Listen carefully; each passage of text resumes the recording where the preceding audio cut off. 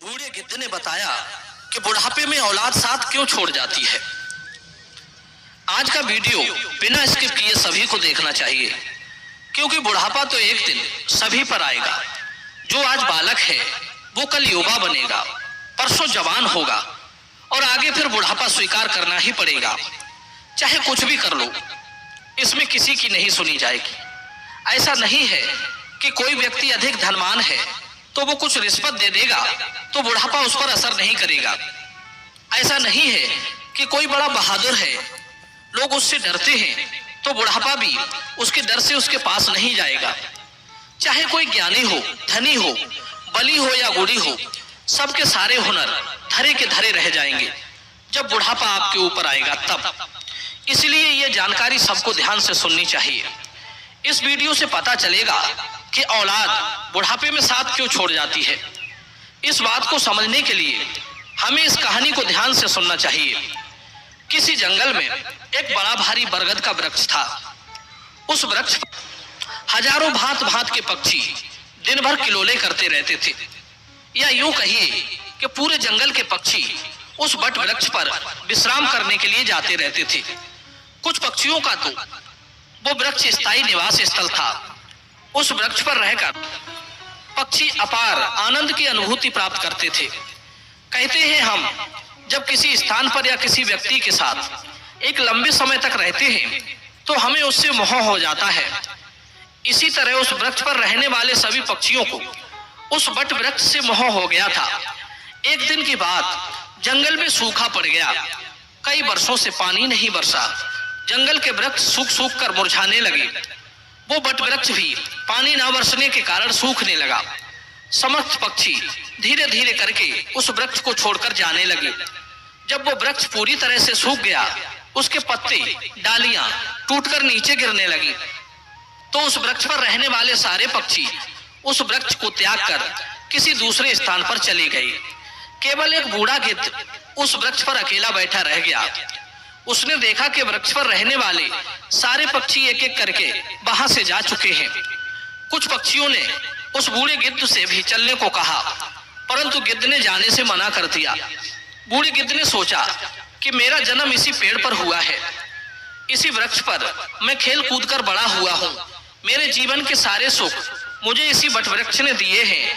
आज जब इसके ऊपर विपत्ति है तो मैं इस विपत्ति में छोड़कर अकेला कैसे चला जाऊं। इस वृक्ष ने मुझे पाल पोस कर बड़ा किया है, दुख सुख में मेरा साथ दिया है। मैं इस वृक्ष का ऋणी हूँ।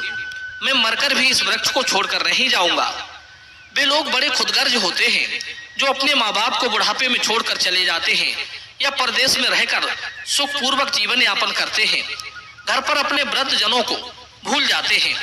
ऐसी संतान के लिए धिक्कार है जो अपने माँ बाप के बुढ़ापे का सहारा नहीं बनते। सोचो, जब तुम असहाय थे तब तुम्हारे माँ बाप ने तुम्हारा साथ छोड़ा था क्या? जब तुम बीमार हुए थे तब वे तुम्हें छोड़कर कहीं गए थे क्या? जब तुमने किसी से झगड़ा किया और तुम संकट में पड़ गए थे तो क्या तुम्हारे माँ बाप ने तुम्हें अकेला छोड़ा था? जब उनके मन में किसी अच्छी चीज को खाने की इच्छा उत्पन्न हुई थी तब उन्होंने वो चीज तुम्हें छोड़कर कभी अकेले खाई थी क्या? आज वे बूढ़े हो गए तो तुम्हें उनसे घृणा होने लगी। तुम्हारे लिए उन्होंने इतना किया, तुम उनके लिए इतना भी नहीं कर सकती कि उनके बुढ़ापे की लाठी बन जाओ। दर्शक बंधुओं, बूढ़े गिद्ध ने मरते दम तक वृक्ष का साथ न छोड़ने की कसम खाई। कुछ दिन और बीते तो वो वृक्ष बिल्कुल जर्जर हो गया। उसे दीमक काटने लगी, लेकिन गिद्ध फिर भी उसे छोड़कर नहीं गया। दिन में थोड़ा इधर उधर घूमकर अपना भोजन जुटा लेता था और शाम होने पर उसी सूखे हुए वृक्ष पर आकर बैठ जाता था। इसी तरह से कई रोज बीत गए। जो पक्षी उसे छोड़कर दूसरे स्थान पर चले गए थे, उन्होंने सोचा कि गिद्ध काका अभी भी उसी सूखे वृक्ष पर बैठे रहते हैं, क्यों ना हम सब मिलकर उनके पास चलें और उन्हें समझा बुझाकर अपने पास बुला लाएं। यही सोचकर कुछ पक्षी बूढ़े गिद्ध के पास गए और उन्हें अपने साथ चलने का आग्रह किया। कहने लगे, गिद्ध काका, तुम कहाँ इस सूखे हुए वृक्ष पर बैठे रहते हो? इस वृक्ष का जीवन खत्म हो चुका है। मरे के साथ में मरना कहाँ की समझदारी है। कहते हैं वही जीव का श्रेष्ठ है जिसमें धर्म की हानि ना हो। वही देश श्रेष्ठ है जहाँ कुटुंब का पालन हो सके। ये वृक्ष बिल्कुल जर्जर हो गया है। दीमक इसे रात दिन गलाए जा रही है। किसी दिन हवा के तेज झोंके के साथ ये गिर जाएगा, फिर तुम कहाँ जाओगे? विद्वान लोग कहते हैं कि शत्रु, कर्जा, अग्नि, बीमारी, इन चारों को समय रहते दबा देनी चाहिए। जो इनसे अपना समाधान नहीं करता वो बेमौत मारा जाता है। ठीक इसी प्रकार तुम्हें भी इस वृक्ष को छोड़कर किसी खुशहाल स्थान पर अपना निवास बना लेना चाहिए। मित्रों, समस्त पक्षियों के समझाने पर भी बूढ़ा गिद्ध उस वृक्ष को छोड़ने के लिए तैयार नहीं हुआ। कहने लगा, भाइयों, ये वृक्ष मेरे माँ बाप के समान है।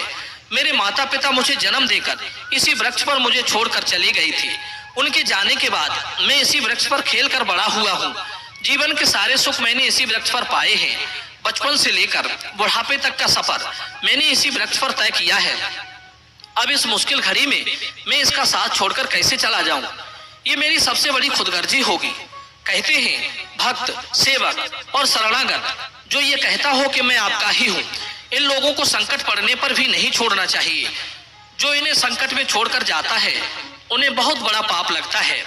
और जिसने अपना पालन पोषण किया हो, दुख सुख में साथ ना छोड़ा हो, ऐसे माता पिता को छोड़ता है तो वो जघन्य अपराध का भागी होता है।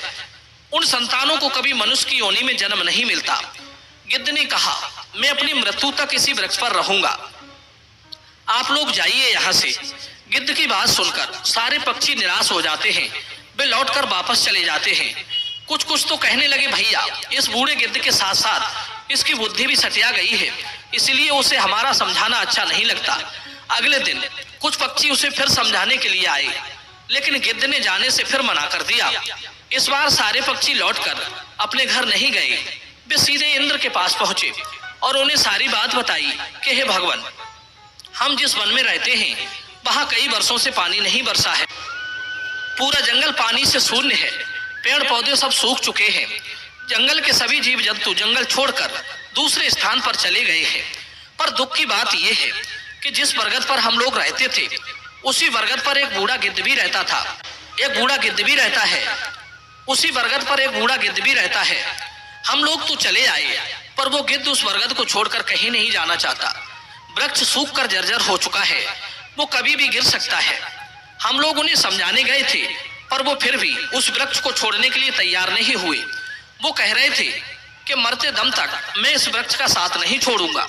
इसीलिए हे भगवान, आप स्वयं चलकर उन्हें समझा दीजिए, शायद वो आपका कहना मान जाए। दर्शक बंधुओं, पक्षियों के निवेदन को इंद्र ने स्वीकार कर लिया और इंद्रदेव उन पक्षियों के साथ उस वन में जाकर उस बूढ़े गिद्ध को समझाने लगते हैं। हे गिद्धराज, मैं देवराज इंद्र तुम्हें समझाने आया हूँ।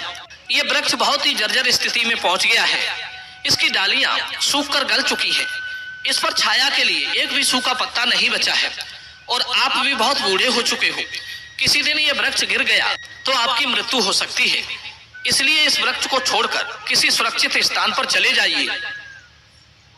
दर्शक बंधु, इंद्र की बात सुनकर बूढ़ा गिद्ध कहने लगा, हे भगवान, एक बात बताओ, जब मेरा जन्म हुआ था तो मेरे माता पिता मुझे इसी वृक्ष पर छोड़कर स्वर्ग सिधार गए थे। मैं जब असहाय था तो मुझे इसी वृक्ष ने पाल पोस कर बड़ा किया। मैं इसी पर खेला कूदा हूँ, इसी पर रहकर सारे सुख उठाए हैं। इसी वृक्ष पर रहते रहते मैं बूढ़ा हो गया। मेरा पूरा जीवन इसी वृक्ष की छांव में बीता है। आज जब इस वृक्ष पर विपत्ति आ गई तो मैं इसे छोड़कर कैसे चला जाऊं?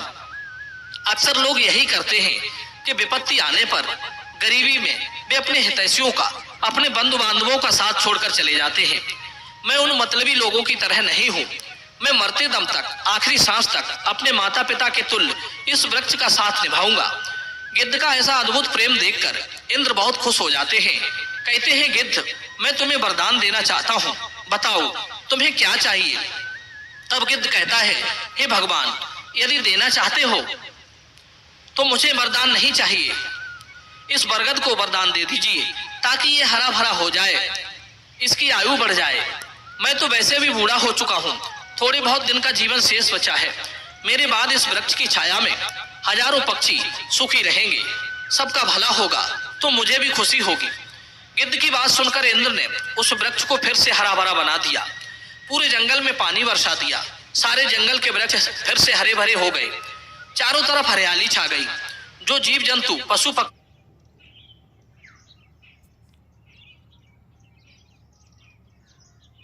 पक्षी जंगल को छोड़कर चले गए थे, वे फिर से उसी जंगल में लौट आए।